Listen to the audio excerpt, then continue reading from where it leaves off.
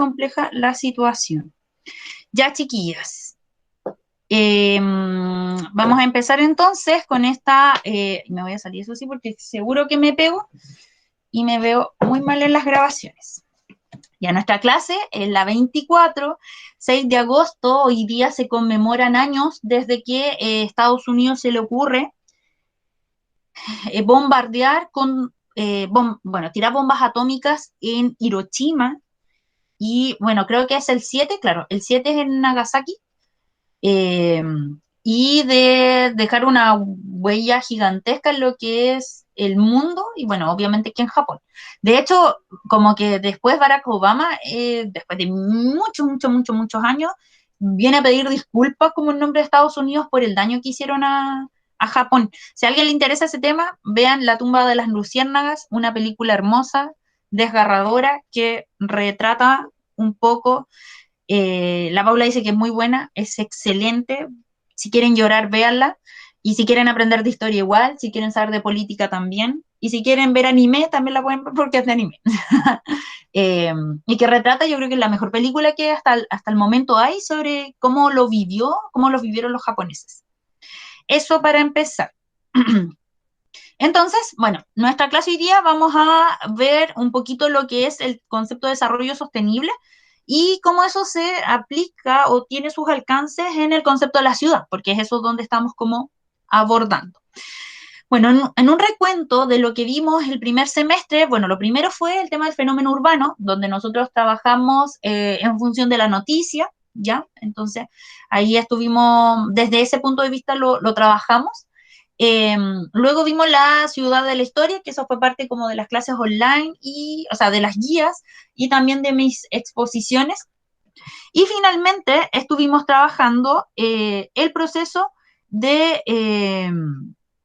urbanización e industrialización, pero desde Chile. Y es que vimos en el fondo cómo la ciudad de Santiago había cambiado, se había alterado en función de estas nuevas dinámicas. Y lo vimos desde la época colonial hasta nuestros días, ¿ya? Que eso tenía su correlato con esta ruta turística que ustedes hicieron. ¿Qué vamos a trabajar este segundo semestre? Lo primero es que vamos a ver el tema de la ciudad como sistema vivo, que es el concepto que voy a introducir hoy día y que vamos a trabajar desde mañana. También luego vamos a trabajar el tema de problemas ambientales y sociales en la ciudad. Y finalmente vamos a trabajar la idea de la ciudad como utopía. ¿Cuáles van a ser o cómo vamos a evaluar estos contenidos? Vamos a tener un primer trabajo que va a ser la elaboración de una columna de opinión sobre la segregación socioespacial que existe en Santiago. Para eso vamos a empezar mañana revisando, dedicando nuestra clase a ver el primer capítulo de la serie El Reemplazante, porque nuestra columna de opinión va a estar basada en ese capítulo, ¿ya? Eh, yo le he dado, o sea, he visto muchas veces ese capítulo, porque además esta es una actividad que ya la he hecho en otras ocasiones. Ya, qué bueno que la estoy viendo de nuevo porque yo creo que es fundamental para entender el Chile actual, esa serie. Es fundamental. Y para mí es una de las mejores series chilenas que han habido. Vamos a ver el primero. Mañana, bueno, les voy a subir a Classroom el link para que lo puedan ver ahí, y usemos nuestra clase para ver el capítulo. Bueno, como he visto varias veces el capítulo, una por interés propio y también por clases, eh, ahí le he dado muchas vueltas porque también he investigado sobre como los recursos visuales que han utilizado y todo, así que ojalá que podamos generar como un buen trabajo. Luego el segundo trabajo va a ser sobre problemas ambientales y sociales. A mí en particular esta temática me gusta mucho, creo que es demasiado necesario indagar en los conflictos medioambientales o socioambientales, que ese es el concepto que o socioterritoriales incluso, que vamos a ocupar, porque hablan y yo creo que son el primer antecedente de todo el conflicto que se viene dando aquí en Chile, y hay muchísimo. Y creo que además nos hace pensar en una clave como descentralizada, ya como que nos saca un poco de Santiago, y eso es súper bueno. Esos dos trabajos los vamos a hacer antes del 18. Después del 18 vendría, después de las vacaciones del 18, partimos inmediatamente con los problemas ambientales y sociales, pero eso ya como desde una perspectiva global. Y finalmente el de la ciudad ideal, de la ciudad utópica. Yo el año pasado hice una actividad que no quedé conforme porque yo quiero vincularlo con la literatura, que es el espacio donde se ha desarrollado esta idea de la ciudad utópica o con alguna película que tengo en mente, pero a ver si le doy una vuelta porque el trabajo que hice el año pasado a mí no me gustó, como, no es que como quedaron, sino como el trabajo en sí mismo. Me gustaría como involucrar más literatura en esto, que es algo que a mí me llama la atención. O más de cine, algo así, que sea más entretenido. Eso, ¿tienen alguna duda con respecto a esto, chiquillas? Chiquillas, antes de partir con la clase. Ya, súper. Entonces, continuamos. Muchas gracias a todas por responder. Eh, Continuamos entonces. Bueno, como les decía, esta ya es la unidad 4. Nosotros, este curso tiene 6 unidades, ¿ya? Por eso estamos en la 4, que es la idea de la ciudad como sistema vivo. Y cuando yo hablo de sistema vivo, es que estoy pensando en un aspecto de la ciudad como, o lo estoy pensando la ciudad desde un ámbito físico, es decir, de edificios, de calles, de espacios construidos propiamente, como también de espacios vacíos, ¿ya? Por ejemplo, sitios eriazos, parques, cosas así, ¿ya? Pero son espacios como de construcción, como de habitación, por así decirlo. Mientras que la ciudad también tiene otro componente, que es el ámbito como, por así decirlo, como biológico. ¿Ya? Por eso hablamos de sistema vivo. ¿Y por qué lo apunto desde ese ámbito? Que creo que es una idea que ya he venido como dándole forma, especialmente cuando empecé a hablar desde las reformas de Vicuña Maquena y cómo se mete la ciencia de alguna manera en el ordenamiento urbanístico. Y es que pensamos en la ciudad siempre como un cuerpo que nace, evidentemente, que crece y que incluso puede morir. Y en el morir, yo creo que la imagen más clara que todos tenemos por la serie es Chernobyl, ya que hoy día es una ciudad fantasma, ¿ya? Entonces tenemos lugares, bueno, la mayoría de las ciudades han tenido como momentos que las fundan o las refundan. Nosotros tenemos las imágenes icónicas de Pedro de Valdivia en el Cerro Santa Lucía que dan cuenta del nacimiento de la ciudad de Santiago, de su desarrollo, de su crecimiento, hablamos de arteria, hablamos de pulmones verdes, hablamos de sí, como de un cuerpo viviente y sabemos, bueno, y probablemente es algo que también suceda quizás, por ejemplo, en lo que pasó en Beirut, como de la muerte también de una ciudad.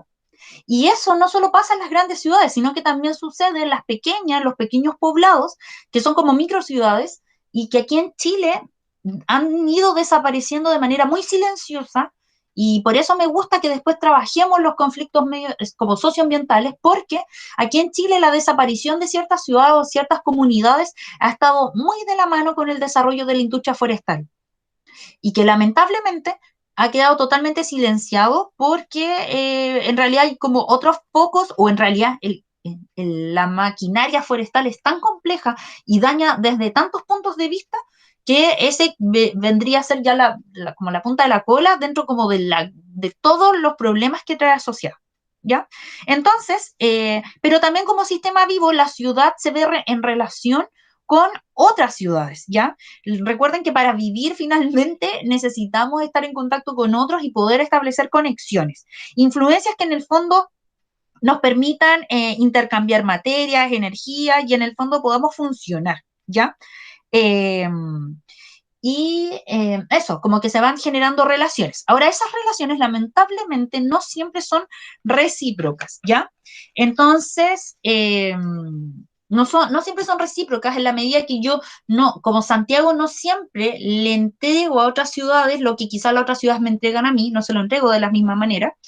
Eh, y se generan como estas relaciones como de interdependencia entre a veces ciudades u otros espacios, por ejemplo, rurales, urbanos, etcétera. ¿Y cuál sería entonces el objetivo, evidentemente, como de esta relación, de este sistema vivo, de este organismo? Es finalmente tener como una buena como calidad de vida. Ya la ciudad de Santiago se relaciona con otras ciudades y con otras localidades porque quiere alcanzar un estándar como para sus habitantes bueno.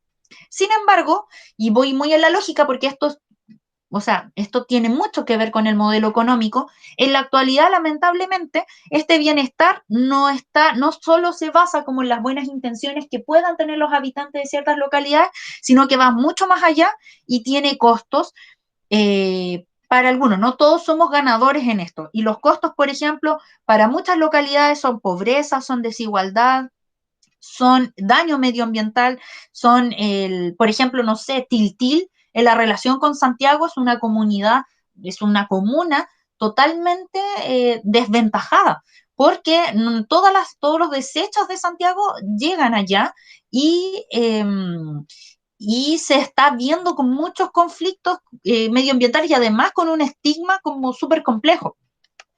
Entonces, lamentablemente, esta interrelación y el pensar y en pensarlo como sistema vivo en la actualidad y bajo las lógicas del neoliberalismo, van a haber algunos que ganan y van a haber otros que lamentablemente van a perder, ¿ya? Ahora, ¿cómo esto podría eventualmente regularse? Y es ahí cuando aparece la ONU, de alguna manera, y dice, bueno, primero, a fines de los años 80 se dan cuenta de que hay como un problema global llamado calentamiento global, ¿ya? Se dan cuenta súper tarde y se dan cuenta, digo, porque desde ese momento empiezan como activamente a tomar o a llevar a cabo como política pública que proteja el medio ambiente. ¿Ya?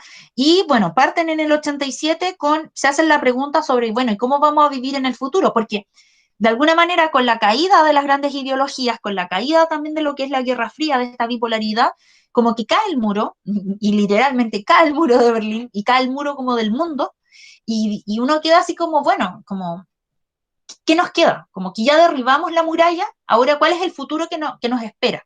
Y en ese futuro se dieron cuenta que estaba totalmente como maltratado, y por lo tanto la ONU se establece el concepto de desarrollo sustentable, que es en el fondo la preservación, la conservación y la protección de los recursos naturales para las nuevas generaciones. Pero después se dieron cuenta de que ese concepto era insuficiente y que había que perfeccionarlo. Y de allí, por lo tanto, surge un segundo concepto que es de desarrollo sostenible, que es acuñado en el 2015 y que habla de que las necesidades que existen necesidades económicas, sociales, de diversidad cultural y medio ambiente, y que se deben satisfacer como en armonía con está acá. El crecimiento económico se debe como compatibilizar con la protección al medio ambiente y con la inclusión social, y que eso y que no se debe poner como en riesgo el medio ambiente para las nuevas generaciones. Sin embargo, ya como lo último que se está discutiendo, de hecho estos dos conceptos están quedando chicos porque dicen, no sé si han visto que dicen como que la Tierra, ¿cómo es el concepto? Como que ya,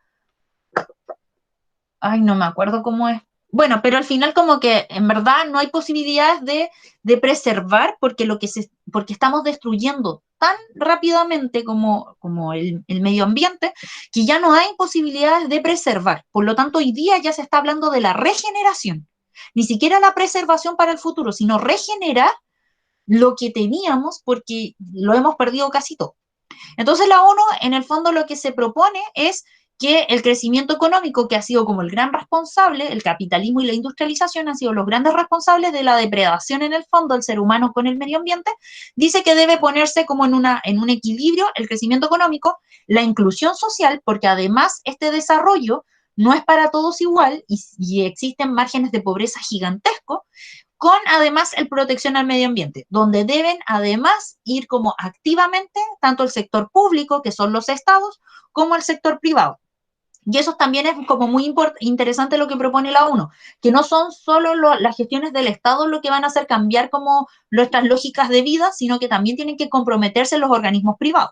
Aquí en Chile, por ejemplo, tenemos, no sé, ejemplos como Minera Escondida o Forestal Arauco, que en el fondo han cambiado sus lógicas empresariales para hacer, para ponerse como en la línea de la ONU y de alguna manera eso, como que, y no ser como multadas y cosas así. Bueno, y esto en la ONU es que lo lleva adelante a través de sus objetivos de desarrollo sostenible, que ustedes creo que indagaron para cuando quisieron hacer parte de su proyecto de ley. Ya, no voy a detenerme mayormente en esto, solo como mencionarlo. Entonces, como la pregunta que queda es que si es que existen para todos los países, por ejemplo, o todas las ciudades, las mismas posibilidades de desarrollo sostenible. La ONU asegura que sí, que todos eventualmente somos potenciales para transformar la realidad en la cual estamos, lo cual está bien, porque en verdad yo también creo en algo así. Pero lamentablemente en la realidad nos estamos dando cuenta que existen unas diferencias que no solo están dadas, como les mencionaba en la clase anterior, por cuestiones como económicas, sino que también son de componente histórico, son temas culturales también, que nos vienen a poner como en este juego a todos en la misma posición, ¿ya? Y por lo tanto impide como un desarrollo equitativo. Y por lo tanto, en esta lógica, de alguna manera, de vencidos y vencedores, siempre, o en estas lógicas de dependencia, eh, no todos vamos a poder, y lamentablemente como pareciera ser que el modelo necesita de aquellos que no pueden surgir para poder vivir. En el fondo necesitamos, por ejemplo, a un Vietnam pobre para que así pueda sobrevivir una industria china y de esa manera puede sobrevivir una industria como Zara, una transnacional como Zara que nos llega a nosotros con pantalones súper baratos y nos hace full consumista. Entonces, como que pareciera que necesitamos toda esa cadena donde hay algunos que estamos mucho más en desventaja con respecto a otros, ¿ya? Entonces, esto que es una discusión como en términos globales, lo que yo quiero hacer es llevarlo como a una micro representación para que sea mucho más entendible. Y es por eso que lo que queda es como introducirlo un poquito en este concepto de barrio, que para mí es como una representación pequeña de lo que pasa en términos de ciudad e incluso en términos globales, ¿ya? Entonces, donde nos podemos dar cuenta que en Santiago, por ejemplo, existen muchísimos barrios, pero que no todos los barrios tienen las mismas posibilidades de desarrollarse, por ejemplo, bajo los mismos estándares como por ejemplo, de desarrollo incluso sostenible, ¿ya? Vemos que, por ejemplo, que hay estigmatización frente a ciertos barrios, que evidentemente hay recursos, hay mucho más recursos, por ejemplo, en un barrio Italia que en un barrio May, y recursos, por ejemplo, para desarrollar, no sé, un consumo responsable, de ayuda, por ejemplo, a los microempresarios, de incluso eh, de saber cómo ordenar el tema como de los desechos, de no generar tanta basura. Hay lógicas muy diferentes en barrios que están dentro de la misma ciudad. ¿Por qué? Porque entra dentro de esos barrios la lógica como neoliberal. Entonces, bueno, dentro como de la clasificación que existe sobre los barrios, bueno, lo primero es que el barrio es, por lo tanto, como por definición, esta zona homogénea, como bien sale aquí en el Power, al interior de la ciudad, donde es posible distinguir sus límites, al menos sus áreas de transición. Ya eso es como el concepto de barrio. Y tenemos muchísimos barrios que existen dentro de una ciudad. Por ejemplo, el comercial, aquí en Santiago tenemos Patronato, tenemos May, el Paseo Humada, Franklin, La Vega, San Diego. Para no sé, el barrio industrial tenemos, por ejemplo, Américo Vespucio, el cordón de Américo Vespucio, Vicuña Maquena. Residencial tenemos, bueno, poblaciones, villas, por ejemplo, la Villa Portales, la población José María Caro, barrio El Golf, y ahí se van dando cuenta ustedes que son muy diferentes uno o sea, entre sí. Barrio Yungay también. El barrio financiero, que aquí está en la ciudad empresarial, allá por la pirámide, el centro de Santiago, y lo que, bueno, como la parte de Isidora Goyenechea, que algunos le llaman Sanhattan, eh, y también tenemos, bueno, barrios deportivos como recreacionales, tenemos, por ejemplo, el Parque Forestal, lo que es el Parque La Familia. Culturales, por ejemplo, tenemos el Quinta Normal, por ejemplo, allá por donde está el Parque Cauciño, bueno, o el Parque O'Higgins. Y históricos tenemos el barrio, bueno, lo que es la Plaza de Armas, como el Centro Cívico, París-Londres, que en eso ustedes estuvieron indagando cuando hicieron la ruta como turística. Entonces, y estos distintos barrios, lo importante es que hacen un uso diferente del suelo, Y eso es súper importante. Resulta que existe una clasificación que de hecho está normada por ley, y esto es muy interesante, muy interesante, sobre los usos de la tierra, ¿ya? Entonces, los usos de suelo, perdón, así se dice, los usos de suelo. Entonces, existe por normativa, por ejemplo, usos de suelo que son fundamentalmente residenciales, ya, por ejemplo, donde probablemente vivimos todos nosotros. Y por lo tanto, donde no se permite, por ejemplo, el desarrollo de o la instalación de una industria. Y ahí es cuando empiezan las disputas dentro de los barrios. O, por ejemplo, los barrios históricos están muchos de ellos como Valparaíso, que por decreto no se pueden alterar porque tienen un componente patrimonial histórico. O los barrios como comerciales también tienen como el uso y además tienen un valor, porque esto está asociado como al valor del suelo diferente. Por eso los arriendos, por ejemplo, en lo que es el Paseo Humada son carísimos, son creo que los arriendos más caros y son el suelo más caro que existe en Santiago. Ni siquiera creo que Alonso de Córdoba es tan caro como el Paseo Ahumada. Y esto también sucede en términos como de espacio urbano rural. De hecho, es súper interesante esa clasificación. Y en los minutos que me quedan me voy a detener un poquito en esto para que vean que no, como que no es solo como materia molida como lo que yo les estoy hablando, sino que tiene como un uso muy concreto. Eh, en esta clasificación, por ejemplo, del uso de la tierra, perdón, del uso del suelo, la hacen los ingenieros agrícolas, los geólogos, ¿ya? Es la ciencia quien establece que hay tierras que están como, que tienen ciertos componentes que son proclives o se pueden ser mejor aprovechados en ciertas actividades económicas con respecto a otras. En Santiago, por ejemplo, o sea, perdón, en Chile existen tierras que son uso de suelo para temas agrícolas. Y hay otras que son mucho más rocosas que se dice que no, o se sugiere que no sean para esas actividades. Insisto, es la academia, la academia, pienso, como la ciencia, la que establece esos márgenes, ¿ya? ¿Qué es lo que pasó? La dictadura militar cuando se instaura, al año 74, toma esta clasificación de uso de suelo y dice, bueno, si resulta ser que hay una parte importante del país que está clasificado, que es el secano costero, es decir, las faldas de la cordillera de la costa, las faldas que dan hacia el mar, ya no hacia como la depresión intermedia, sino que las faldas de la cordillera de la costa, que es el secano costero, pareciera ser, o sea, tiene según la clasificación de uso de suelo, un uso de suelo es un suelo rocoso y por lo tanto no se puede ocupar para la agricultura. Entonces, ¿qué es lo que hizo en la dictadura militar? Toma ese uso de suelo y lleva adelante un decreto ley, el decreto ley 701, que impulsa la industria forestal en suelos que estaban supuestamente catalogados como de exclusividad para temas forestales. Y con ese argumento se tiran a poblar todo el secano costero con pino y eucalipto. Y ese es el argumento. Entonces ¿y cuál es el problema de eso?